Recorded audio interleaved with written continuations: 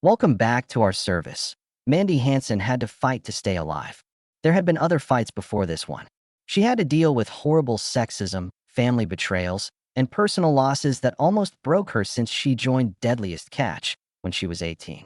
Some of the men on the team tried to break her. It was almost fatal for her in the ocean. And now that her dad's health is getting worse, she has to take care of everything. In ways no one saw coming, the stress finally got to her.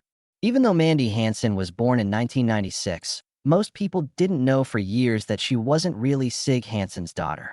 Sig took her and her sister Nina in as his own when he married their mother June in 2002. When Sig became Mandy's father, she was about 6 years old. Fans of Deadliest Catch didn't know that this wasn't a blood tie. They saw Mandy as just Sig's daughter who would carry on the fishing tradition. Actually, it was a lot more complicated than that. Sig had an actual daughter from a previous marriage. Her name was Melissa Ekstrom, and they were estranged and had a bad relationship. Melissa's name wasn't really talked about, but Mandy was quietly taken in by the family. Nothing was questioned for a long time. All of that changed in 2017 when Sig's painful past secret came out in the open. When Melissa was only 2 years old, in 1990, she sued Sig, saying that he sexually abused her. Melissa is now 28 years old. The charge was made while Sig was going through a nasty split with Lisa, Melissa's mother. Sig was caught in Edmonds in 1990, and the case was looked at by prosecutors 3 times between 1990 and 1991. Just because they didn't file charges because they didn't have enough proof doesn't mean they didn't believe it. In fact, one investigator, Paul Stern, wrote that the evidence showed Sig had behaved badly toward Melissa. There were medical records, reports from child welfare, and even family members who said Melissa had talked about being touched in the files. In the end, Sig gave up his authority to be a dad. He said years later that it was probably the hardest thing he had ever done. When he talked about it in interviews, he would cry. When the news came out, SIG made a website to defend himself and say that the claims were false. While all of this was going on, Mandy was getting better at Deadliest Catch. The picture was broken, though. One time, Mandy was left in the Northwestern's wheelhouse by herself during a very important event. Matt, the deckhand, told the cameras that he felt safe leaving Mandy up there by herself. But he didn't know that she was actually by herself. She stopped moving when there was an emergency. Exactly what was she supposed to do? Everyone on the crew was in danger, and it showed how unprepared she still was for high-stress scenarios.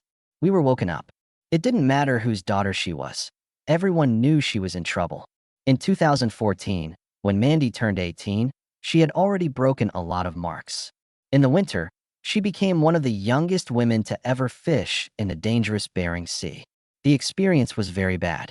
Other fishermen treated her badly all the time because they thought she got the job because her dad was a fisherman. At first, Sig wouldn't let her join the group because he didn't want to lose his daughter at sea like he had lost so many friends. Mandy was determined, though. She said she looked into other jobs in the seafaring field, but found them dull. According to her, the hardest thing was crab fishing. It was hard for her to be a Hansen, even though she wasn't born into the family. That made things even worse. Things were also hard at home. It ended in divorce in 2018 after more than 30 years of marriage. When June was diagnosed with cancer the next year, things got even worse for them. Mandy was hurt very badly by the breakup.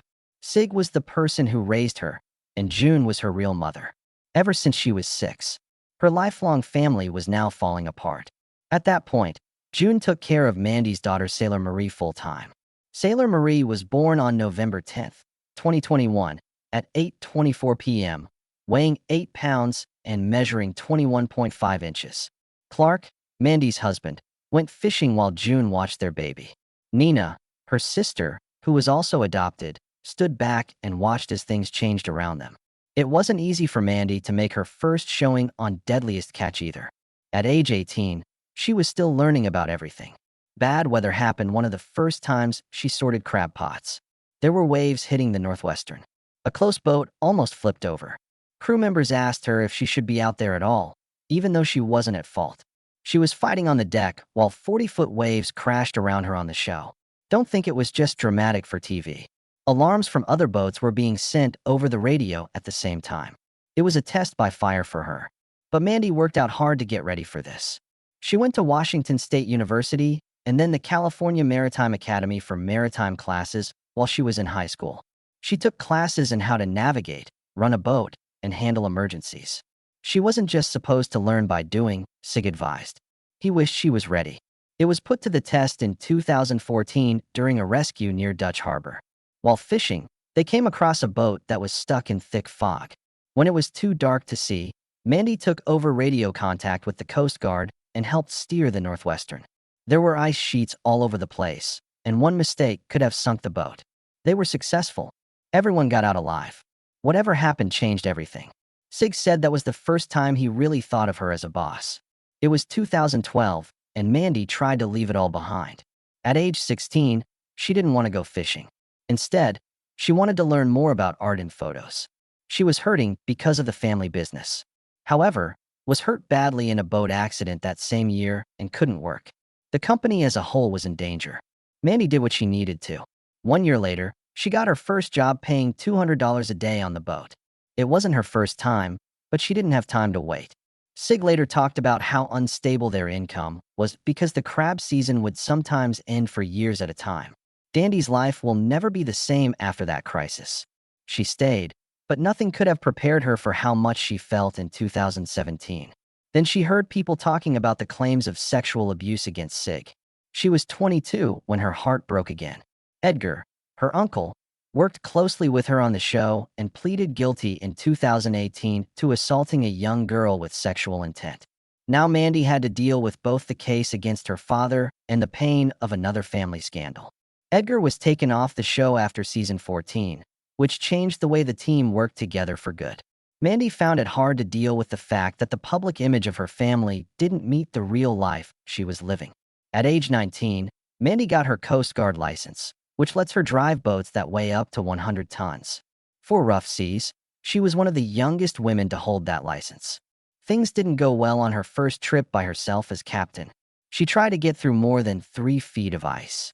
The ice broke the ship, which cost $15,000 to fix. During crab season, they lost 2 very important days. She had to decide in the middle of the ice whether to move forward or try to go backwards. The team didn't trust her. Luckily, she got back. What happened then showed something important. The license did not protect her from harm. Anyone could still get broken by the sea.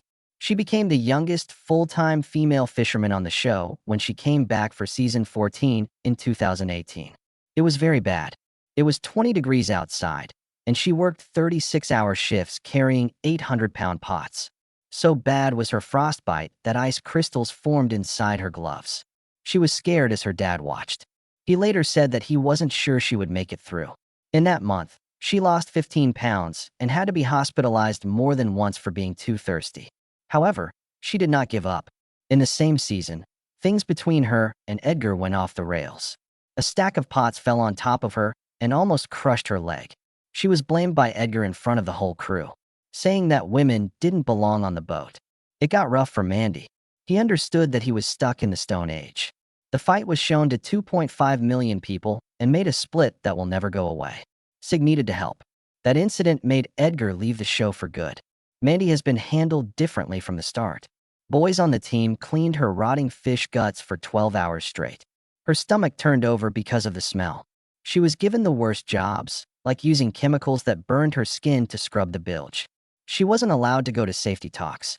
She had to learn how to stay alive by making mistakes in real life, but she kept going. Overworked, she beat some of the guys in one crab marathon. In 2019, she found a new way to load bait that sped everything up by 15%. Before it stopped working, it did. The bad bait she used came from a different source.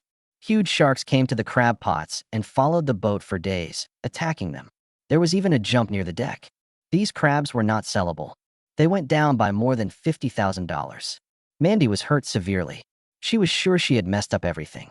She felt better about herself after talking to Sig. But she was badly hurt in late 2018. An angle 45-degree wave hit the boat and slammed it into a steel fence. She lost consciousness. That girl was bleeding from her head and throwing up all the time. They hurriedly got her off the boat. In that case, doctors said that getting another head accident like that could damage the brain permanently. There was a week between her visits. Sig had to abandon her fishing trip early to get her medical help. It hurt to remember that the sea is always stronger than you, no matter how tough you are. Mandy Hansen finally played a part she had been practicing for her whole life in 2019. During a king crab run, her father gave her driving control of the Northwestern and made her acting captain. It was a big moment, but fate tested her right away. A Category 3 storm hit her with 70 boma pity meters of wind and 20-foot waves. Mandy got them through it, but a small mistake in their guidance cost them 4 very important hours. She got their position wrong when compared to other boats, so the crew had to go back and move all of their crab pots. During a time when every hour was important, that mistake hurt. They were wondering in private if she got the job because of her last name and not because of how good she was at her job. Another event that shook the crew made the questions grow. It was now too dark to see more than 50 yards ahead. Mandy kept going even though everyone else wanted to stop because she was worried about meeting their quota limit. That choice almost turned out badly. In the fog, another crab boat came out of nowhere and went right next to the Northwestern. Crew members became scared. Things got really heated. Some people even said they wanted to go back to the wheelhouse. Mandy lost her temporary role as captain, and Sig had to take over. This happened overnight on the boat. These changes also happened in their relationship as father and daughter. Sig said that he began to think that maybe he had thrown her into the fire too soon. 1 year later, in 2020, Mandy showed her worth in a way that no one could ignore. On the Northwestern, the hydraulic system began to break down. After rolling up her sleeves, Mandy went into the engine room herself instead of calling for help. As she worked for days, 16 hours straight, she had to crawl through wires and grease. She figured out what was wrong, a few bad seals, and changed the whole pump assembly by herself. Boat owners saved almost $75,000 by fixing that problem, and maybe the whole $500,000 they caught in crabs that season. Crew members who didn't believe she was good at mechanics started to see her in a whole new light. Even more work was put on Mandy during the COVID-19 outbreak that same year. The Northwestern was led by her with only 8 people on board instead of the normal 12. Daily temperature checks were required, and masks had to be worn while pulling in pots. In some way, she made sure the boat worked well on all 3 trips. But then everything fell apart. One of the crew members went to a bar in Dutch Harbor to drink and then came back to the ship without saying anything. After some days, he tested positive for COVID. In the middle of the Apelio crab season, the whole group had to stay in quarantine for 14 days. They missed making $200,000 in sales. There were people who thought Mandy should have had tighter rules about shore leave. She said she had too much faith in her team. In 2021, she was made captain full-time. Sig worked with her a lot, especially on how to get through ice packs. That training came in handy earlier than planned. On one mission, things went badly when moving ice stopped the Northwestern for 18 hours. It got down to 25 degrees below zero. They were surrounded by 15-foot high walls of ice. The belt was getting tight. A chopper team and an icebreaker ship worked together with Mandy after she radioed for help from the Coast Guard. Very carefully, she stuck to the GPS coordinates and kept the engines going for 12 hours straight to get away from the trap. The Coast Guard later said that she was incredibly calm and correct during the whole thing. But not every threat came from the water. In 2018, Mandy had a moment when her life was endangered during a crab pot drop. A 3-foot hook got caught in a buoy line and broke off at about 100 meters altitude, sending crew members diving for safety. It came within inches of missing them. Mandy didn't hear the threats because she was paying attention to an alarm she didn't know. There was a freeze when the hook hit the deck. Somebody on the deck said, "That hook almost killed me." Mandy understood how quickly mistakes could kill. Not long after that, the Northwestern was hit by another kind of scandal. Former deckhand Nick Mavar Jr. sued Sig and June Hansen for more than $1 million in 2020. He said he didn't get good medical care on board, which caused his appendix to burst and a cancerous tumor to be found. The case became more difficult. In response, the Hansens sued the show's makers and their doctor. Everyone was touched by the fallout, even though Mandy wasn't named directly. Even issues from the past came back to life. In 2016, Melissa, Sig's ex-daughter, sued him, saying that he had sexually abused her from the time she was 2 years old. The case came up again in 2018. Reporters jumped on Mandy as she was bringing in a 40,000-pound crab run and started asking her questions. The interruption made her lose focus and mess up the pot drop. Lines got mixed up. The gear was lost. They had to go back to port early, which cost them $75,000 in gear and 8,000 pounds of crab. Later, Mandy said it was almost impossible to deal with family problems and her fishing duties at the same time. After that, Sig was arrested. May 30th, 2018. Authorities say he spat on an Uber driver in Seattle at 2:47 a.m. after being told he couldn't smoke in the car. His mugshot was released by TMZ within hours. Mandy, who was only 22 years old at the time, had to run the Northwestern by herself during its most profitable season, which made $2.3 million. On June 3rd, she made another mistake in her math and was 12 miles away from the fishing sites. It cost them about $180,000 for another 15,000 pounds of crab. Crew members said she didn't get much sleep for 3 days because she was trying to run the ship and deal with the media chaos at the same time. But what happened in July 2020 was the worst. Edgar Hansen, Mandy's uncle and manager of the deck, softly admitted to raping a 16-year-old girl in 2018. Nobody knew about the story until a reporter showed it to Mandy on July 19th, in the middle of the season. She quieted down. She was alone in the wheelhouse for 8 days and only talked through written notes. She gained 12 pounds and couldn't sleep. It was the most lonely time Mandy had ever spent at sea, she said. It finally happened in September 2021. There were cameras rolling when she talked to her dad. The fight ran 47 minutes, but only 12 minutes were shown on the show. She told Sig that the stories were making crew leave and weren't good for morale. She told them that 3 experienced deckhands had quit because of family problems, so they had to hire new crew at a 40% higher wage. She also said she was spending more than $20,000 on therapy twice a week at a cost of $400 each. That show had the most views of any of the season with 1.2 million, but it cost a lot. More than 2,400 mean comments were made about Mandy online. At public events, Discovery Channel had to give her extra protection. Mandy Hansen quietly went through something much worse than the crashing waves of the Bering Sea one night in February 2019. The baby she was carrying died on the Northwestern.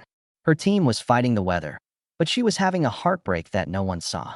In an Instagram post with a single shot of a baby onesie and booties, she finally told everyone the news. "Even though I lost you my previous season on board, I still think about you every day," she wrote. Individuals were stunned by those words. She had been trying to prove herself in a harsh world where men were in charge. After doing all the right things, she went through one of the worst deaths anyone can go through.